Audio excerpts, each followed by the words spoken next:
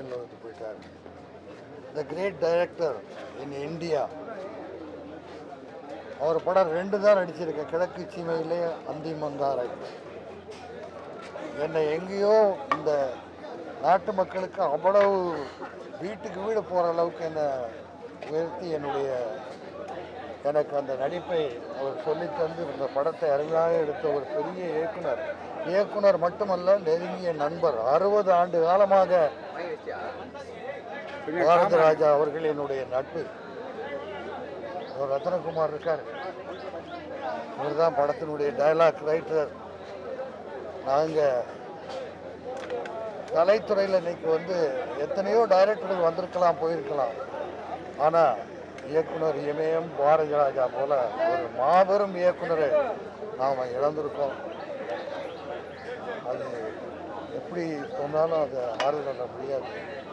அவருடைய ஆத்மா சாந்தி அடையணும், எல்லாம் உள்ள இறைவனை வேண்டிக்கிறார். எல்லாரும் ஒரு நாளைக்கு இறக்க போகிறோம். இருந்தாலும் நாம் இருந்த காலத்தில் எதை சாதித்தோம், என்ன சொன்னோம், மக்களுக்கு என்ன செய்தோம் என்பதுதான் முக்கியம். அதை கலைத்துறை மூலமாக இந்த மக்களுக்கு எடுத்து கூறியவர் தான் இன்றைக்கு நம்மை விட்டு மறைந்திருக்கிறார். அவர் புகழ் என்றென்றும் இந்த உலகம் உள்ளவரை நிலையத்திற்கும் ஒரு வணக்கத்தை தெரிவித்துக் கொள்கிறேன். நன்றி.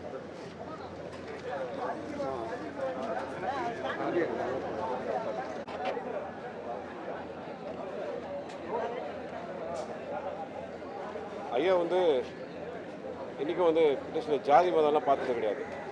இது அழுத்தி சொல்லணும்னு நினைக்கிறேன். ஜாதி மதம் பார்த்தது கிடையாது. திறமையை ஐடென்டிஃபை பண்ணி வளர்த்துருக்காரு. ஸோ ஆக்டர்ஸ் எல்லாம் பிறந்திருக்கிறது ஓகே, அவங்க நல்ல சிறப்பான ஒரு நடிகர் ஆடுறது ஒரு இயக்குனர்னால தான். இந்த மாதிரி இயக்குனர்னால தான் பல பேர் வாழ்ந்திருக்காரு, சாதிச்சிருக்காரு, உருவாக்கியிருக்காரு பல பேர். ஆத்ம சாந்தி அடையும்.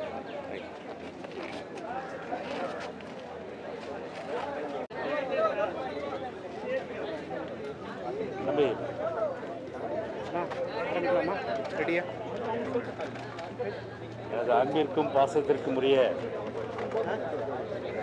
நான் மிகவும் நேசிக்கின்ற, என் மீது அன்பு காட்டுகின்ற எனது அன்பு சகோதரர் இயக்குனர் சிகரம் என்று சொல்வதை விட, தமிழ் திரையுலகில் 1977க்கு பிறகு இயக்குநர்களுடைய பிதாமகனாக இன்றைக்கும் தமிழ்நாடு அளவில் திரைப்படத்துறையில் போற்றப்படுகின்ற என்னுடைய பாசத்திற்குரிய அன்பு சகோதரர் இயக்குனர் சிகரம், இயக்குனருடைய பிதாமகன் திரு பாரதி ராஜா அவருடைய அந்த மறைவு என்பது தமிழ் திரையுலகத்திற்கு மட்டுமல்ல, ஒட்டுமொத்த தமிழ்நாட்டிற்கும் ஒரு மிகப்பெரிய ஒரு பேரிழப்பாகத்தான் நிச்சயமாக சொல்ல முடியும். 1977களில், குறிப்பாக ஒரு 77க்கு முன்பாக ஒரு 10 ஆண்டுகள் என்று சொன்னால், ஒரு தமிழ் திரைப்படத்தை பொறுத்தவரை அந்த காலகட்டத்திலே எடுக்கின்ற படங்களெல்லாம் 10 நாள், 5 நாள், 2 நாள் என்று ஓடும். அதை கூட பத்திரிகைகள் கூட சொல்வார்கள், வெற்றிகரமாக 3வது நாளாக ஓடியது, வெற்றிகரமாக 4வது நாளாக ஓடியது என்று சொல்லி. அந்த காலகட்டத்தில் திரையுலகத்தில் தமிழ் படங்களுக்கு பஞ்சம் ஏற்பட்ட சூழ்நிலையில் ஒரு பிதாமகனாக தமிழ் திரையுலகை காப்பாற்றுகின்ற ஒரு பிதாமகனாக உருவெடுத்தவர் தான் நம்முடைய அன்பு சகோதரர் பாரதிராஜா அவர்கள். குறிப்பாக அருமை சகோதரர் பாரதிராஜா அவர்கள் வருவதற்கு முன்பாக அந்த தமிழ் திரைப்படங்கள் பற்றாக்குறை ஏற்பட்ட சூழ்நிலையில், ஓடாத சூழ்நிலையிலே கதைகள் இல்லை, தயாரிப்பாளர்கள் குறைவு, இயக்குநர்கள் குறைவு.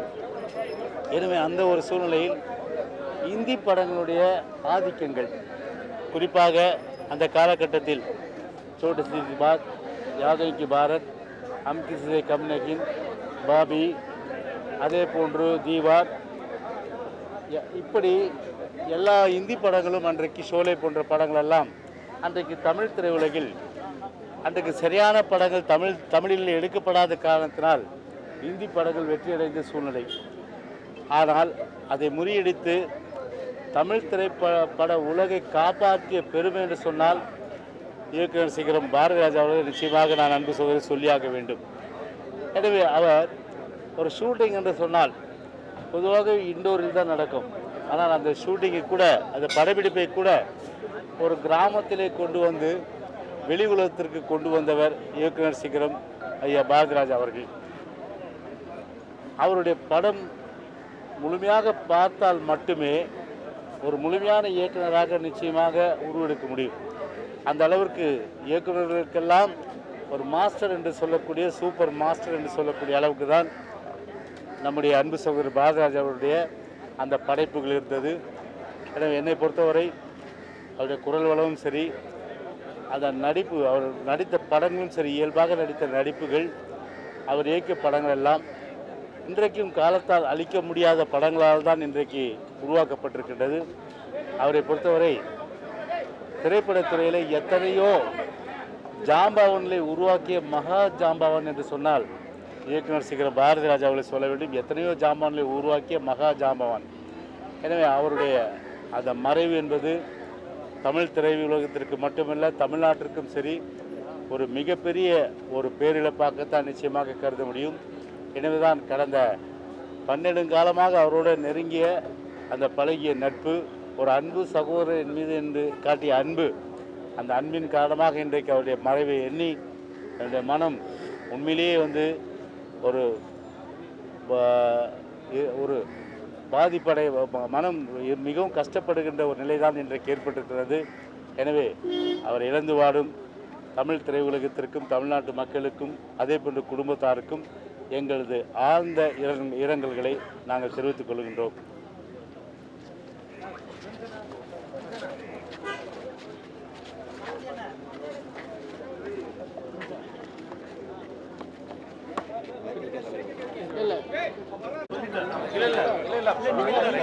ஒரு மணி கிளம்புறாங்களா? இல்ல டைம் சொல்லணும். இங்க கிளம்புற டைம் ரெடியா சொல்லலாம். வாங்க ஜனனி வாங்க. செல்வமணி இங்க இருக்காங்க. சித்ரா வாங்க. சித்ரா வந்துறாங்க. கிரலு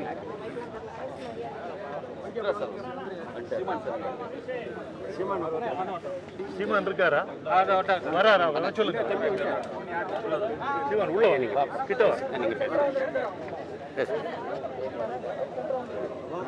தங்கச்சி நீரா அம்மா வரல. அவங்க வேண்டாம். ஆமா அவங்க வேண்டாம். அவங்க வரல. அவங்க வேண்டாம். நீங்க நில்லுங்க. ராஜ்குமார் நீ முன்னாடி வா. அவங்க வேண்டாம்.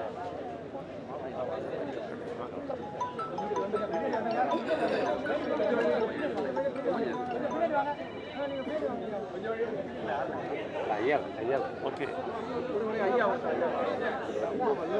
அந்த பக்கம் தள்ளி இடம் விடுங்களேன். கொஞ்சம் இடம் விடுங்க. அண்ணா ஐயா ஓகே. அமைதியா இருங்க. இந்த மண்ணின் மகா கலைஞன் பாரதி ராஜா மறைந்து விட்டார். அவர் வருகைக்கு பிறகுதான் தமிழ் திரைப்படம் வாழ்வியலை பேசியது, கிராமத்தின் அழகியலை பேசியது. தமிழ் சினிமாவுக்கு உலக கிரீடம் கிடைத்தது பாரதி ராஜாவின் வருகைக்கு பிறகுதான். அந்த மாமனிதனின் புகழை காலம் உச்சரித்துக் கொண்டே இருக்கும் என்ற நம்பிக்கை எங்களுக்கு இருக்கிறது. ஒரு கலைஞன், சிறந்த கலைஞன் தன்னை மட்டும் உருவாக்கி கொள்கிறவன் இல்லை. ஒரு கலைஞன் தன்னை உருவாக்கி கொண்ட பிறகு கலைஞர்களையும் உருவாக்கினால் அவன்தான் மகா கலைஞன். இன்றைக்கு திரையுலகத்தில் வாழ்ந்து கொண்டிருக்கிற பல கலைஞர்கள் பாரதி ராஜாவால் உருவாக்கப்பட்டவர்கள் அல்லது பாரதி ராஜாவின் உந்து சக்தியால் தங்களை தாங்களே உருவாக்கி கொண்டவர்கள். அவருடைய புகழ் காலமெல்லாம் நின்று நிலைப்பதற்கு இந்த நாட்டு மக்களும் ரசனையும் தொடர்ந்து அவருக்கு துணை இருக்கும் என்று நாங்கள் நம்புகிறோம். இந்த நேரத்தில் பாரதி ராஜா அவர்களின் இறுதிச் சடங்கு எங்கு நடைபெறும் என்பதை குடும்ப தலைமை தீர்மானித்திருக்கிறது. பாரதி ராஜாவின் குடும்பத்தார் பாரதி ராஜா அவர்களை அவர் பிறந்த மண்ணில் அடக்கம் செய்ய வேண்டும் என்று தீர்மானித்திருக்கிறது. எந்த மண்ணில் அவர் முதல் தண்ணீர் குடித்தாரோ, எந்த மண்ணின் காற்றை அவர் சுவாசித்தாரோ, அந்த மண்ணின் படுக்கையில் அந்த மகா கலைஞன் தன் கடைசி படுக்கையை தேடிக்கொள்ளப் போகிறார். நாளை முற்பகல் அவரது உடல் தேனி மாவட்டம் காற்றோட்டுக்கு அருகே உள்ள அவரது பண்ணைக்கு கொண்டு செல்லப்பட்டு பொதுமக்கள் அஞ்சலிக்கு வைக்கப்பட்டு பிற்பகல் 3 மணி அளவில் அடக்கம் நடைபெறும் என்பதை குடும்பத்தாரின் சார்பில் நான் தெரிவித்துக் கொள்கிறேன். இந்த நேரத்தில் தமிழ்நாட்டு அரசுக்கு கலை உலகத்தின் சார்பில் எங்கள் நன்றியை தெரிவித்துக் கொள்கிறோம். பாரதி ராஜா அவர்களுக்கு காவல்துறை மரியாதை வழங்கப்படும் என்று அதிகாரபூர்வமான அறிவிப்பு வெளியாகி இருப்பதைக் கண்டு நாங்கள் ஆறுதல் அடைகிறோம். அந்த அரசு மரியாதையை வழங்கிய தமிழ்நாட்டு அரசுக்கு எங்கள் நன்றியை நாங்கள் தெரிவித்துக் கொள்கிறோம். பாரதி ராஜாவின் புகழ் ஓங்கும். கலைத்துறை மட்டுமல்ல, பொதுமக்களும் பாரதி ராஜாவுக்காக இரங்கல் தெரிவிக்கிறார்கள். ஏனென்றால் ஒவ்வொரு தனிமனித வாழ்வையும் தன் கலைப்படைப்பால் பாதித்த பெருங்கலைஞர் பாரதி ராஜா. அவர் புகழ் நிலைக்க, அவர் பெயர் வாழ்க. மரணம் என்பது அவரது பௌதிக உடலுக்கு மட்டும்தான், அவரது கலைக்கல்ல. அவரது கலை காலம் கடந்தும் அவரது புகழை பாடிக்கொண்டிருக்கும். தமிழ்நாட்டு மக்களின் நம்பிக்கைகளை, கனவுகளை, நிராசைகளை, பண்பாட்டு பெருமைகளை, வீரியத்தை இந்த மண்ணுக்கு விளக்கிக் கொண்டே இருக்கும் பாரதி ராஜாவின் பெயரும் அவர் கலை படைப்புகளும் வாழ்க.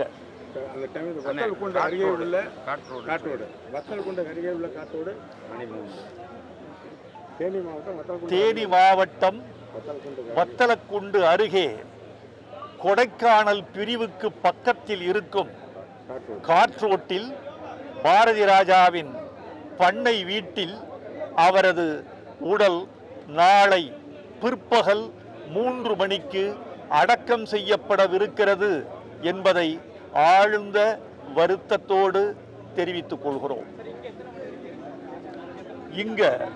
இன்று இரவு வரை பொதுமக்கள் அஞ்சலிக்காக நீலாங்கரை வீட்டில் அவரது உடல் கிடத்தப்பட்டிருக்கிறது. அலையலையாக கலைத்துறையினரும் பொதுமக்களும் அஞ்சலி செலுத்திக் கொண்டிருக்கிறார்கள். இன்னும் மிச்சமுள்ள பொதுமக்களும் கலைத்துறை நண்பர்களும் அஞ்சலி செலுத்த வருவார்கள் என்று நாங்கள் எதிர்பார்க்கிறோம். அவரது உடல் சென்னையில் இரவு 9 மணி வரைக்கும் அஞ்சலிக்கு அனுமதிக்கப்படும். பிறகு சென்னையை விட்டு பிறந்த மண்ணுக்கு பாரதி ராஜா புறப்படுவார்.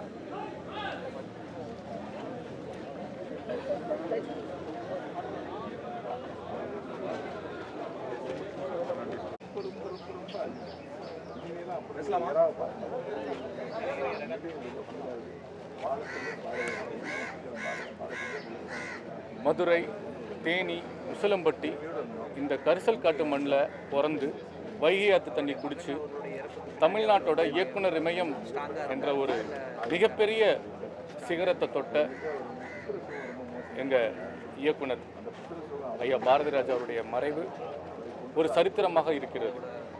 எல்லோருடைய வாழ்க்கையும் பிறப்பு ஒரு சாதாரணமாக இருந்தாலும் இறப்பு சரித்திரமாக இருக்குன்னு சொல்லி அப்துல் கலாமுடைய கூற்றுக்கு இணங்க அவருடைய இறப்பு மிகப்பெரிய ஒரு சரித்திரமாக இருக்கிறது. அது சினிமா துறைக்கு மிகப்பெரிய ஒரு பேரிழப்பு. 1970களில் ஸ்டுடியோக்குள்ளேயும் ஒரு மேடை நாடகத்துக்குள்ளேயும் இருந்த ஒரு சினிமா வந்து கிராமத்துக்கு பக்கம் போய் இயல்பான மனிதர்களையும் அவருடைய குணங்களையும் மண்ணின் வாசனையையும் பார்த்த விஷயங்களை அப்படியே பதிவு செய்த ஒரு மிகப்பெரிய ஆளுமை உள்ள இயக்குனர். அவர்கள் விதைத்த நிறைய செடிகள் இன்று ஆலமரமாக வளர்ந்திருக்கிறது. அதில் நான் ஒரு சிறிய செடி. அவர் ஊர்ல இருந்து வந்த, அவரை பார்த்து அவரை மாதிரி சாதிக்கணும்னு நினைச்சு வந்த நான் ஒரு சிறிய செடி, சிறிய விதை. அவர் போட்ட விதை இது. இன்று அவர் நம் மண்ணை விட்டு மறைந்தாலும் அவர் படைத்த நம் மண்ணின் வாசனையுள்ள கதைகளும் மக்களின் உணர்வுகளை பதிவுபடுத்தி கலாச்சாரம், ஒரு தமிழ் எல்லாத்துக்கும் ஒரு மரபு செய்த சினிமா என்றும் மறையாது. அவர் பெயரை போற்றும். அவர் குடும்பத்துக்கு என்னுடைய ஆழ்ந்த அனுதாபங்கள், இரங்கல்கள். அவருடைய ஆத்மா சாந்தி அடையணும். நன்றி.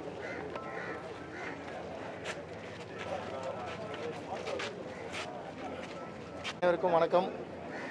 தமிழ் சினிமாவில் ஒரு காலகட்டத்தில் எளியவர்களுக்கு எட்டாத கனியாக இருந்த அந்த இயக்குனர் அப்படின்ற அந்த பதவியை வந்து சாமானியர்களுக்கும் பட்டிக்காட்டான்களுக்கும் கொண்டு போய் சேர்த்தவர் வந்து திரு இயக்குனர் சிகரம் ஐயா பாரதி ராஜா அவர்கள். அவர் வந்ததுக்கு அப்புறம் தான் அந்த செம்மன் பூமியோட கதைலாம் வெளியே வர ஆரம்பிச்சது. அதுக்கு முன்னாடி வரைக்கும் ஒரு ஸ்டுடியோவுள்ளே இருந்த சினிமா. அவர் வந்ததுக்கு அப்புறம் தான் எளிய மக்களோட வாழ்க்கை வந்து திரையில் விரிய ஆரம்பிச்சது. அவர் போட்ட விதையில தான் இப்போ நாங்கள்லாம் அந்த கிராமம் சார்ந்த படங்கள்லாம் பண்ணிகிட்ருக்கோம். ஸோ ஐயா மறைஞ்சாலும் அவருடைய படைப்பும் அவருடைய அந்த முன்னெடுப்பும் அவருடைய அந்த தொடக்கமும் காலத்துக்கும் நின்று பேசும். அவருக்கு அரசு மரியாதை இறுதி மரியாதையாக கொடுத்த தமிழக முதல்வர் திரு விஜய் சார் அவர்களுக்கு இந்த நேரத்தில் நன்றியும், அவருடைய குடும்பத்துக்கு என்னுடைய ஆழ்ந்த இரங்கல்களையும், அவங்க சீக்கிரம் இதிலேருந்து வெளியே வரணும்னு கேட்கிறேன். ஏன்னா ரெண்டு லாஸ் தொடர்ந்து குடும்பத்தில். ஸோ அவங்களுக்காக நான் இறைவனை பார்த்துக்கிறேன். நன்றி. இதுவே அந்த குடும்பத்துக்கு வந்து எல்லாம் தாங்குகிற இதயத்தில் வந்து எனக்கு தெரிஞ்சு பாரதிராஜ் சார் வந்து மனோஜ் இறப்புக்கு அப்புறமே கொஞ்சம் அந்த மனநிலை உடைஞ்சுதான் மனம் உடைஞ்சுதான் இருந்தாருன்னு நினைக்கிறேன். ஐ திங்க் ஸோ அதனால தான் நான் பார்க்குறது கூட அவரை அவாய்ட் பண்ணேன். ஸோ நான் நல்ல என்னில் மூத்தவர், எனக்கு நிறைய அட்வைஸ் கொடுப்பாரு. மனோஜ் கூட நான் நிறைய ஆக்ட் பண்ணியிருக்கேன். இவர் கூட நடிக்க வேண்டியது இது அன்ஃபார்ச்சுனேட், நடிக்க முடியாத விஷயம். ஸோ அதனால் இது நமக்கு ஒரு நாள் வேதனை, அந்த குடும்பத்தாருக்கு தான் வந்து வாழ்நாள் முழுக்க வேதனையாக இருக்கும். அதனால் எதையும் தாங்குகிற எல்லாம் வல்ல அந்த இறைவன் வந்து இந்த பலத்தை அவங்களுக்கு கொடுக்கணும்னு நினைக்கிறேன்.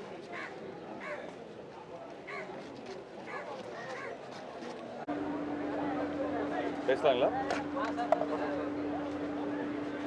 இயக்குனர் இமயம் பாரதிராஜா அவர்கள் தமிழினம்,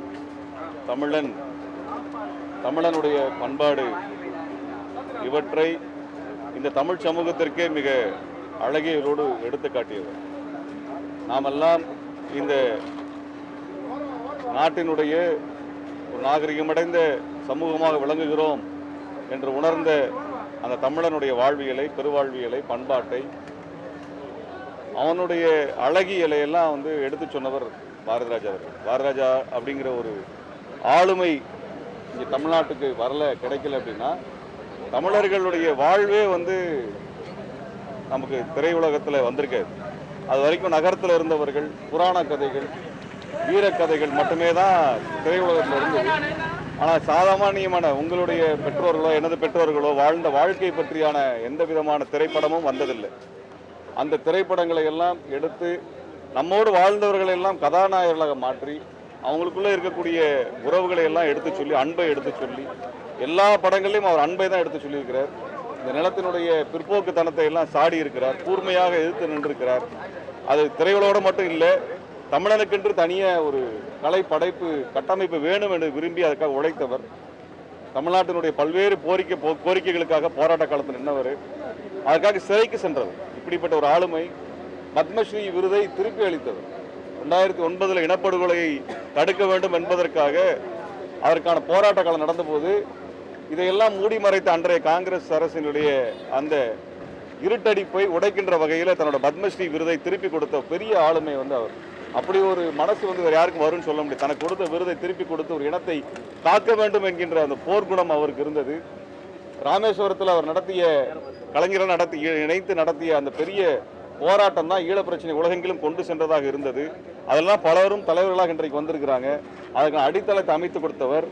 நெய்வேலி மின்சாரத்தை துண்டித்து காவிரியிலே தமிழர் உரிமை வேண்டும் என்பதற்காக போராட்டம் நடத்தினார். எந்த இடத்திலும் தனக்கான ஒரு அரசியல் பதவி அவர் கேட்கல. அவன் இனத்துக்காக போராடினார். இவ்வளோ போராட்டம் நடத்தினாலும், இவ்வளோ பெரிய ஆளுமையாக இருந்தாலும், தமிழ் திரையுலகை ஆக்கிரமிக்கக்கூடிய வகையில் ஒரு ஸ்கூல் ஆஃப் பாரதிராஜா என்று சொல்லக்கூடிய வகையில் அத்தனை பேர் உருவாக்கி இருந்தாலும் ஒரு அரசியலில் தனக்குன்னு ஒரு இடம் ஒன்று கேட்கல. சாமானிய மக்களுக்காக குரல் கொடுத்த இந்த இனத்தினுடைய மிகப்பெரிய ஆளுமை மறைந்தது ஒரு பேர் இழப்பு, ஈடு செய்ய முடியாத இழப்பு. அவருக்கு அரசு மரியாதையோடு இறுதி நிகழ்வு நடக்கும் என்று நாங்கள் நம்புகின்றோம். அப்படியான ஒரு ஆளுமைக்கு மேற்பதனல் இயக்கத்தில் நாங்கள் எங்கள் இயக்கத்தின் சார்பாக அவருக்கு அருந்திரல் தமிழர் என்ற விருதை கொடுத்தோம். இந்த ஆண்டு அவருக்கு அந்த விருதை நாங்கள் அறிவித்து நாங்கள் மகிழ்ந்தோம். அப்படிப்பட்ட ஒரு அருந்திரல் தமிழராக விளங்கிய இயக்குனர் இமயம் பாரதிராஜா அவர்களுக்கு மேற்பதனல் இயக்கத்தினுடைய வீர வணக்கத்தை சமயத்திலே உரித்தாக்குகிறேன்.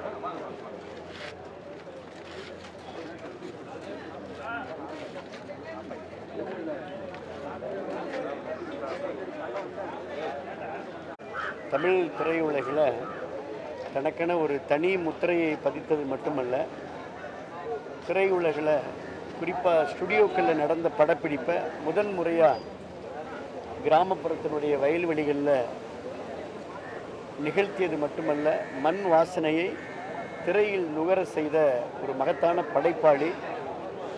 பல்வேறு இயக்குநர்களையே உருவாக்கிய இயக்குநருடைய இமயம். வானத்து நட்சத்திரங்களைப் போல பல நட்சத்திரங்களை திரையுலகிலே உருவாக்கியவர். எங்களை போன்றவரோடு நெருக்கமாக, நட்பாக, உறவாக இருந்தவர். மரியாதைக்குரிய இயக்குனர் இமயம் பாரதிராஜா ஐயா அவருடைய மறைவு திரையுலகுக்கு மட்டுமல்ல, தமிழ் ரசிக பெருமக்களுக்கு மட்டுமல்ல, தமிழ் உலகிற்கு ஒரு பேரிழப்பாக பார்க்கின்றோம். கனத்த இதயத்தோடு எங்களுடைய ஆழ்ந்த இரங்கலை இந்த நேரத்தில் நான் பதிவு செய்கின்றேன்.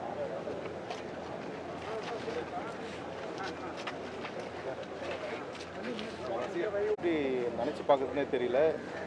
இமயம் வந்து பார்த்திங்கன்னா சரிஞ்சிருக்கு. அதாவது நாங்கள் வியந்த தமிழ் படங்கள் பார்த்து வியந்த படங்கள் சாரோட இயக்கத்தில் வந்தது தான்.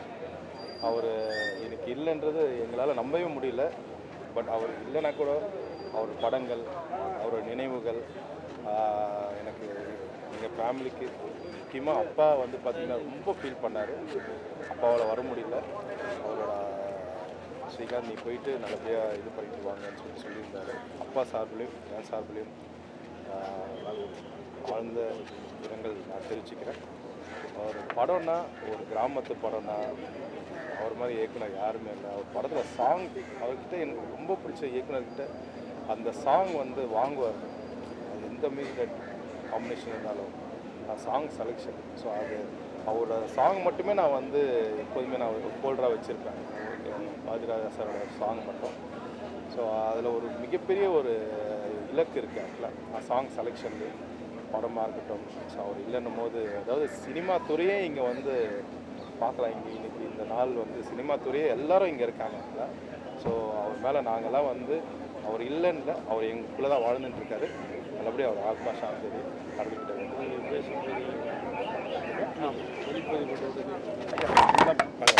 மக்களே, இந்த காந்த குரலை காற்றுல கரைஞ்சி போச்சு.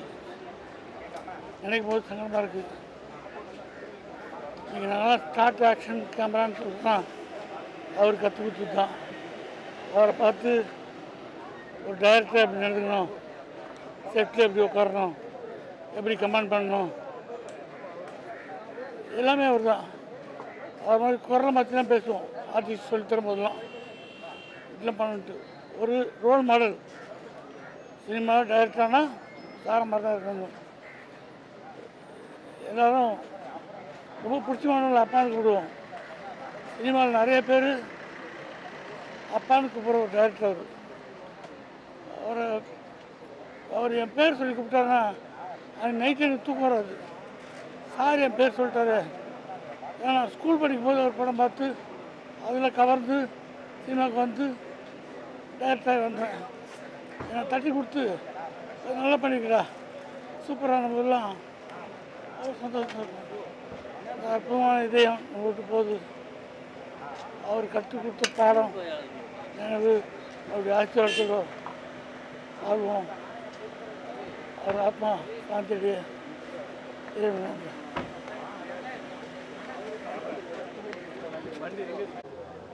அவர் அந்த உடல்நலம் சரியில்லாத நேரத்தில் கூட ஒரு படத்தை இயக்குவதற்காக பல எழுத்தாளர்களை அழைத்து கதை கேட்டு கொண்டிருந்தார். அவருக்கு இப்போ கூட அவர் வந்து ஒரு நல்ல கதை பண்ணணும், நல்ல எழுத்தாளர்களை ஊக்குவிக்கணும் அப்படின்ற அந்த கனவுகளோடு தான் இப்பவும் இருப்பார்.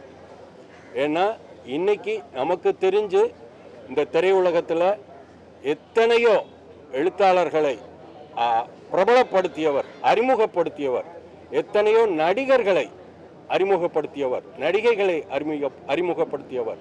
அதே மாதிரி தங்கிட்ட யார் ஒரு ப்ரொடக்ஷன் வேலை செய்கிறாளாக இருந்தாலும் சரி, ஒரு காஸ்டியூமராக இருந்தாலும் சரி, ஒரு மேக்கப் மேனாக இருந்தாலும் சரி, அந்த படத்தில் நடிக்க வச்சு இப்போ இன்னைக்கு இருக்கிற பல நடிகர்களில் கேமரா உதவியாளராக இருந்த ஒருவர் முதற்கொண்டு எல்லாருமே பாரதி ராஜாவால் வாழ்க்கை பெற்றவர்கள். அப்படிதான் இதில் பெரியவர், சிறியவர், பணக்காரர், ஏழை, அது அந்த பேதம் எதுவுமே இல்லாமல் எல்லாரையுமே அப்படி அவரோட பார்வை பட்டதுன்னா அது வந்து உண்மையிலே இப்போ இன்றைக்கி நல்ல நலமோட வாழ்ந்துக்கிட்டு இருக்காங்கன்னா அதுக்கு அவர் ஒரு காரணம். எங்கள் எல்லாருக்குமே ஒரு இனிய நினைவு என்ன இருக்குன்னா, ஒரு இந்த 1997, 98, 99களில் ரொம்ப நெருக்கமாக நாங்கள் எல்லாரும் அவரோட பழகினோம். எங்களோட 3 அப்படியே ஒரு இதுவாக சொல்கிறதா இருந்தால் பாலச்சந்தர், பாரதி ராஜா, பாலு மகேந்திரா, இந்த 3 பேரும் அதாவது இயக்குநர்களாகட்டும் எழுத்தாளர்களாகட்டும் எல்லாருக்குமே அவர்கள் என்னென்னைக்குமே வழிகாட்டிகள். அவர் அதை வந்து ஒரு உடலுக்கு மட்டும்தான் ஒரு மரணம் வரலாம், மற்றபடி எங்களுக்குள்ள இருப்பாங்க. இதை எல்லாத்தையும் விட இந்த சங்கம் அமைப்புகள் சார்ந்த விஷயங்கள், போராட்டங்கள், நெய்வேலி போராட்டம்லாம் அவர் கையில் எடுத்தார். இந்த தமிழ்நாட்டுக்கு தண்ணி கிடைக்கணுன்றதுக்காக அப்போ கூட நான் ஒரு ஸ்லோகம் எழுதினேன். அந்த மாதிரி எதுக்கு கொடுக்கணும் கரண்ட்டு, காவிரி கிடக்குது வறண்டு, காவிரி கிடக்குது வறண்டு, எதுக்கு கொடுக்கணும் கரண்ட். அதாவது அவ்வளோ மிகப்பெரிய ஒரு அவர் வந்து ஆளுமையோடு இருந்தார். இந்த நாட்டுக்கு, சமுதாயத்துக்கு, தமிழ் மக்களுக்கு எல்லாருக்கும் நல்லது செய்யணும் அப்படின்றது வெறும் சினிமா திரைப்படம் சார்ந்த ஒருத்தர் அல்ல, சமுதாய நலன் சார்ந்த படங்கள் பண்ணவர் மட்டும் அல்ல, அதுக்கான போராட்டங்களையும் ஈடுபட்டவர்ன்றது வரலாறு பொன்னேடுகளில். அப்படி இப்போ இன்னைக்கு வர்ற இளம் இயக்குநர்களுக்கு அவரோட ஒவ்வொரு படமும் ஒரு பாடம். இதையெல்லாம் மீறி இன்னும் ஒரு 40, 50 ஆண்டுகள் இல்லை 100 ஆண்டுகள் போனால் கூட இப்போ நாம் எப்படி வந்து திரைப்படங்களை வந்து இன்னைக்கு பார்த்துட்டு உடனே சில திரைப்படங்களை மறந்துடுறோம், அதை பற்றிய ஒரு இது இதில் ஓட்டங்களில் வராது. ஆனால் இவருடைய திரைப்படங்கள் நம்முடைய சந்ததி, நம்முடைய வம்சம் பின்னாடி வர்றதுக்கு கூட இது இந்த காலகட்டத்தில் இப்படிப்பட்ட அரிய கலை படைப்புகளை அவர் படைத்தார் அப்படின்றது. அதனால தான் இப்போ எங்கள் எல்லாருக்குமே பார்த்திங்கன்னா இயக்குநர்கள், எழுத்தாளர்கள் எல்லாருக்குமே ஒரு உரிமை இருந்தது அவர்கிட்ட. அவரோட இதே வீட்டு கிரகப்பிரவேசத்துக்கு நாங்கள் எல்லாருமே வந்திருக்கிறோம். அந்த மாதிரி இயக்குநர்கள்ட்ட சின்னவன், இப்போ தான் வந்தவன், அறிமுகமாகிறவன் அப்படின்ற எந்த பேதமும் இல்லாமல் எல்லாரையும் அரவணைச்சு ஒரு ஞான தந்தை அவர். அதனால் இன்றைக்கி உண்மையிலேயே நாங்கள் வந்து ஒரு திரையுலகத்திற்கு எல்லாரும் சும்மா வார்த்தைகளில் சொல்கிறதில்ல, ஈடு செய்ய முடியாத இழப்பு அப்படின்றத உண்மையிலேயே உணர்றோம். இதுக்கு மாற்றே கிடையாது. இப்போ நம்மளாம் கல்லூரிகளில் படிக்கிறப்ப அவரோட படங்களை பார்த்து வந்தவங்க. பாலசேகரன் கூட சொன்னார், முதல் மரியாதை பார்த்துட்டு நான் வந்தேன். இப்படி தான் இப்போ இவரும் லியாக்கத் அலி கான் தான் சொல்லுவார், ரவி மரியாவும் தான் சொல்லுவார். எங்களுடைய தென்னிந்திய திரைப்பட எழுத்தாளர்கள் சங்கத்தின் இப்போது சார்பாக வந்திருக்கிற செயலாளர் லியாக்கத் அலி கான் அவர்கள் பேசுவார். எங்கள் தென்னிந்திய திரைப்பட எழுத்தாளர் சங்க சார்பாக நாங்கள்லாம் வந்திருக்கோம். துணைத் தலைவர், பொருளாளர், துணை இணைச் செயலாளர்கள்லாம். எங்கள் தென்னிந்திய திரைப்பட எழுத்தாளர் சங்கத்தின் தலைவர் கே பாக்யராஜ் சார் அவர்கள், அவரை திரையுலகுக்கு அறிமுகப்படுத்தினவரே பாரதி ராஜா சார் அவர்கள் தான். அவர் அறிமுகப்படுத்தி பெருசானார். நாங்கள்லாம் பாரதி ராஜாவை பார்த்து சினிமாவுக்கு வந்து மக்களால் கொண்டாடப்படுறோம். இன்றைக்கி மக்கள் மத்தியில் நாங்கள் புகழப்படுறோம்னா அது பாதை போட்டு கொடுத்தவரே பாரதி ராஜா அவர்கள் தான். அவர் சொன்ன மாதிரி எத்தனை யுகமானாலும் புதுசாக எத்தனை இளைஞர்கள் எங்களை பார்த்து பல பேர் பண்ணலாம், இவரை பார்த்து பல பேர் பண்ணலாம், இருந்தாலும் அதுக்கு மூல காரணம் வந்து பாரதி ராஜா அவர்கள் தான். அவருடைய புகழ் தமிழ் துறைகளை என்னையுமே மறையாது, யாராலும் மறைக்கவும் முடியாது. அவர் ஆன்மா சாந்தி அடைய எங்கள் எல்லாம் வல்ல இறைவன் சார்பாக, தென்னிந்திய திரைப்பட எழுத்தாளர் சங்கம் சார்பாக நாங்கள் வணங்குவோம். தென்னிந்திய திரைப்பட எழுத்தாளர்கள் சங்கத்தின் சார்பாக பொருளாளர் பாலசேகர். அதாவது அவருடைய படங்கள் பார்த்து தான் நாங்கள்லாம் சென்னைக்கு வந்தோம். நான் மட்டும் கிடையாது, என்னுடைய வந்து நிறைய வந்து சந்ததிகள் வந்து இந்த அவருடைய படங்கள் பார்த்து வந்திருக்காங்க. அவருடைய படங்கள் ஒவ்வொன்றும் எடுத்து பார்த்தோம்னா மிகப்பெரிய ரெஃபரன்ஸாக இருக்கும். அடுத்தவங்களுக்கு அடுத்த வர ஜென்ரேஷனுக்கு கூட ஒரு மிகப்பெரிய ரெஃபரண்ட் வந்து ஒரு மிகப்பெரிய வந்து ஒரு வடிகாலத்தில் இருக்கும். வந்து அவருடைய இறப்பு வந்து உண்மையிலே வந்து சினிமாவுக்கு ஒரு மிகப்பெரிய இழப்புன்னு தான் சொல்லணும். இங்கே வந்திருக்காரு, நம்ம வந்திருக்கவங்க வந்து லியாகத் அலியான் ஆகட்டும், அவர் எழுத்தாளர் ரவிமரி ஆகட்டும், யார் கண்ணன் சார் துணைத் தலைவர் வந்திருக்காரு, எங்கள் எல்லாத்துக்கும் மேலே எங்கள் தலைவர் பாக்யராஜ் சார் இருக்கார். ஸோ இது மாதிரி எல்லாருமே வந்து அவருடைய மிகப்பெரிய இன்ஸ்பிரேஷனாக வந்தவங்க தான். ஸோ வந்து அவருடைய இழப்பு உண்மையிலே மிகப்பெரிய இழப்பு. அவருடைய ஆன்மா சாந்தி அடையணும் நான் மனசார அஞ்சலி செலுத்துகிறேன். துணைத் தலைவர் ரவிமரியா வாங்க வாங்க வாங்க பேசுங்க சார். வாங்கண்ணே வாங்க, யாரும் இல்லை, நீங்கள் வாங்க பேசுங்க. நீங்கள் 2 வார்த்தை தமிழ் சினிமாவையே வந்து எப்படி கிறிஸ்து பிறப்பதற்கு முன்பு கிறிஸ்து பிறப்பதற்கு பின்புன்னு ஒரு காலகட்டத்தை உலகம் வரையறுத்ததோ அது மாதிரி தமிழ் திரையுலகத்தை பாரதிராஜா சாருக்கு முன்பு பாரதிராஜா சாருக்கு பின்புன்னு தான் பிரிக்கணும். பாரதிராஜா சாருக்கு முன்பு மேல்தட்ட வர்க்க மக்களை மட்டுமே வைத்து படம் எடுத்திருந்த காலகட்டங்கள், அது பீம்சிங்கா ஐயாவாக இருக்கட்டும், டி.ஆர். ராமன் அவர்களாக இருக்கட்டும், அனைத்து படங்களுமே மேல்தட்ட வர்க்க மக்களை மையப்படுத்தி கதை வரும். அடித்தட்டு மக்களை வைத்து படம் எடுக்கணும்னு சொன்ன முதல் மனிதர், முதல் படைப்பாளி எங்கள் பாரதிராஜா சார் தான். அவர் வந்ததுக்கப்புறம் தான் இன்றைக்கி பார்த்தீங்கன்னா மற்ற ஸ்டேட்டில் எல்லாருமே உதவி இயக்குனர்லாம் ரொம்ப பணக்காரனாக இருப்பாங்க. ஒரு மகாராஷ்டிரா ஃபிலிம் இண்டஸ்ட்ரி போனீங்கன்னா, மும்பையில் போனீங்கன்னா அசிஸ்டன்ட் யாருமே கஷ்டப்பட மாட்டாங்க. ஒரு தெலுங்கு பக்கம் போனீங்கன்னா எந்த அசிஸ்டன்ட்டுமே கஷ்டப்பட மாட்டாங்க. ஆனால் தமிழில் உள்ள அசிஸ்டன்ட்லாம் கஷ்டப்பட்டே இருப்பாங்க. ஒரே காரணம் என்னென்னா, யாரும் இங்கே வரலாம், யாரும் இங்கே படத்தை இயக்கலான்னு ஒரு தன்னம்பிக்கை கொடுத்த ஒரே எளிய மனிதர் எங்களுடைய பாரதிராஜா. அந்த வழியில் எல்லா இயக்குனர் உதவி இயக்குனர்களும் வந்ததுனால இவர் மாதிரி நம்மளும் ஜெயிச்சிடலாமேன்னு ஒரு ஏழைக்கும் கனவு வந்தது, ஒரு ஏழை கலைஞனுக்கும் கனவு வந்தது, ஒரு எளிய கலைஞனுக்கும் ஒரு எளிய இளைஞனுக்கும் கனவு வந்தது. அந்த கனவை இவர் மாதிரி நிறைவேற்றலான்னு பல பேர் படையெடுத்து வந்தோம். இந்த டீமில் இருக்க அத்தனை பேருமே பாரதிராஜா சிஷியனாவோ பேரனாவோ பேத்தியாவோ தான் இருப்போம். அப்படி வந்ததுனால தான் இன்றைக்கி பல உதவி இயக்குனர் கஷ்டப்படுறாங்க, ஏழையாக இருக்காங்க. ஒரே காரணம், இவ்வளோ பேர் நம்மளும் முன்னேறணும் வந்த ஏழை ஜாய் தான் இன்றைக்கி நிறைய சினிமாவில் இன்றைக்கி இருக்காங்க. அதில் பல பேர் அவருடைய பாதையை ஃபாலோ பண்ணி நிறைய பேர் வின் பண்ணி கோடிகளை சம்பாரித்து பெரிய இடத்துக்குலாம் போயிருக்காங்க. இந்த நேரத்தில் ஒன்று தான், பாரதிராஜாவை போல் இன்னொரு வருவாருன்னா சத்தியமாக முடியாது. ஏன்னா அவருக்குள்ள அந்த துணிச்சல், யாரையும் அறிமுகப்படுத்தலாம். பெட்டி கடை வச்சிருக்கியா நீ ஹீரோ, நீ வளையல் விற்கிறியா நீ ஹீரோ அப்படின்னு ரோட்டில் போனவர்கள் எல்லாம், சாதாரண எளிய மனிதர்கள் எல்லாம் ஹீரோவாக்கி அழகு பார்த்து கோடித்தனாக்கி ஒரு மிக பெருமையை பாரதியா சார் மட்டும்தான் பெற்றார். அவருக்கு வந்த பின்ன எந்த இயக்குநர்களுக்கும் அந்த துணிச்சல்னு நான் இந்த இடத்துல தைரியமாக சொல்லுவேன். அவருடைய ஆன்மா சாந்தியடைய எங்களுடைய எழுத்தாளர் சங்கத்தின் சார்பாக இரங்கலை தெரிவித்துக் கொள்கிறோம். வெங்கடேஸ்வரன். அனைவருக்கும் வணக்கம். ஒரு சினிமாங்கிற ஒரு கனவு கோட்டையை தகர்த்தெறிந்து எங்களை போன்ற சாமானியர்கள் கூட இந்த திரையுலகிற்கு வர காரணமாக இருந்தவர் தான் எங்களுடைய பிதாமகன் பாரதிராஜா அவர்கள். என்ன சொல்கிறது, இமயம் சரிந்தது, இதயம் உடைந்தது, இயக்கம் நின்றது. நாங்கள் எல்லாரும் அவருடைய குழந்தைகள் தான். அவர் இல்லாத இந்த திரையுலகத்துக்கு மிகப்பெரிய இது ஒரு பேர் இழப்பு. இதை நாங்கள் எப்படி தாங்கிக்க போகிறோன்னு தெரியல. திரையுலகத்தினருக்கும் குடும்பத்தினருக்கும் எங்களுடைய ஆழ்ந்த அனுதாபங்களையும் இரங்கல்களையும் தெரிவித்துக்கொண்டு அவருடைய ஆத்மா சாந்தியடைய இறைவனை வேண்டுகிறேன்.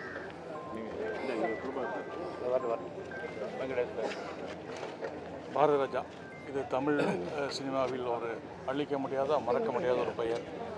பாரதிராஜா இஷ்டதாசியாரணும் அப்படின்னு கிளம்பி வந்த பல்லாயிரக்கணக்கான இளைஞர்கள் நானும் ஒருத்தர் தான். அப்படிப்பட்ட ஒரு சினிமாவில் தனக்குன்னு ஒரு இடத்த இன்னைய வரைக்கும் நீ எப்பொழுதும் தக்க வைக்க போகிற பாரதிராஜா இன்று நம்மிடம் இல்லை என்பது ஒரு மிகப்பெரிய ஒரு மன வருத்தம் தான். இன்றைய காலை மலரும் போதே நமக்கு வந்து ஒரு அதிர்ச்சியான செய்தி காத்திருக்குன்னு தெரியாது. அதை பார்த்ததுலேருந்தே இனி சினிமாங்கிறதுல பாரதிராஜாங்கிற அவருடைய படங்கள் மட்டும்தான் இருக்கும் அப்படின்னு நினைக்கிறப்போ ரொம்ப மனசுக்கு துக்கமாகவும், அதே சமயத்தில் பல பேரை சினிமா கொடுத்து போன ஒரு விருட்சமாக இருக்காருன்றதுலேயும் அவருடைய புகழ் என்றும் நிலைத்து நிற்கும். அன்னாரின் ஆத்மா சாந்திடைய என்னுடைய மனமார்ந்த அஞ்சலியை செலுத்தி விட்டு வந்திருக்கிறேன். நன்றி. பிரபாகர். மரியாதைக்குரிய இயக்குனர் இமயம் அவர்கள் ஒரு ஆலமரம், அவருடைய விழுதுகள் நாங்கள். எங்கள் வாழ்நாள் உள்ளவரை, எங்கள் மூச்சு உள்ளவரை அவருடைய புகழ் போற்றுவோம், அவருடைய நினைவாக வாழ்வோம். எதிர்காலத்திலும் இந்த தமிழ் சமுதாயம் அவரை நினைவுகூரும் வகையில் நல்ல படைப்புகளை கொடுத்தவர். அவருடைய ஆன்மா சாந்தியடைய வேண்டுகிறோம். தென்னிந்திய திரைப்பட எழுத்தாளர் சங்கத்தின் சார்பாக எங்கள் இதய அஞ்சலியை தெரிவித்துள்ளோம். திருமதி ஹேமமாலினி. தென்னிந்திய திரைப்பட எழுத்தாளர்கள் சங்கம், ஆமாம், ஹேமமாலினி பேசுகிறேன். என்ன வந்து சார் வந்து புதிய வார்ப்புகள் படத்தில் டப்பிங் பேசுகிறதுக்கு அது மூலமாக நான் பெரிய பிரபலமானேன். அது கூடவே என் தம்பி MS பாஸ்கரும் அதில் வந்தார். அவரை வந்து ஃபேமிலியாக நாங்கள் பழகிப்போம். அந்த காலத்துலேருந்து ஜெயராஜ் அண்ணன், மனோஜ்குமார் சார் எல்லாமே சேர்ந்து ஒன்றா உழைச்சிட்டு இன்றைக்கி அவர் இல்லைங்கும் போது மனசுக்கு ரொம்ப வேதனையாக இருக்குது. இன்றைக்கி காலையில் அந்த செய்தி என் தம்பி என்கிட்ட சொல்லும்போது நான் ரொம்ப துடிச்சு போயிட்டேன். அவருடைய ஆத்ம சாந்தி.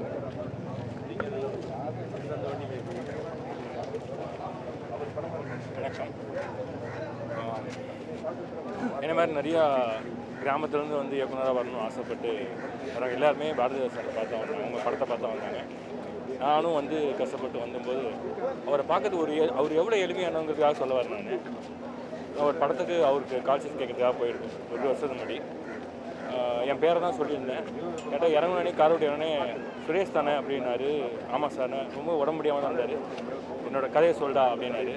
இந்த கதையை சொன்னோன்னே அவர் என்னை பாராட்டணும் அவசியம் கிடையாது, ஓகே அப்படின்னு சொல்லியிருக்கலாம். நான் சொன்ன ஒவ்வொரு சென்டென்ஸையும் ஞாபகப்படுத்தி சொல்லி நான் பண்ணுறேன் நான் கண்டிப்பானாரு. ஆனால் அவரால் பண்ண முடியல. உடம்பு சேமம் இருந்தது, காய்ச்சல் போயிட்டே இருந்தது. என்னோட எப்படி சொல்கிறேன்னா, என் ஆசை ஆண்டவன் நிறைவேற்றணும்னு சொல்கிறான். இருந்தாலும் எங்கள் மனசு இன்ன வரைக்கும் அவர் வாழ்ந்து தான் இருப்பார். ஊடகம் படத்துக்காக அவர் ஒரு மனோதத்துவ டாக்டராக கேரள சொன்னேன், நல்லா இருக்குடான்னு சொன்னார். அவர் பண்ணுவார்னு எதிர்பார்த்துருந்தோம், பண்ண முடியாமல் போயிடுச்சு. கண்டிப்பாக அவரோட ஆசீர்வாதத்தில் அந்த படம் வெற்றி அடையும் நினைக்கிறேன். அவருடைய ஆத்மா சாந்தி அடையும். எல்லாம் இறைவனை வேண்டிக்கிறேன்.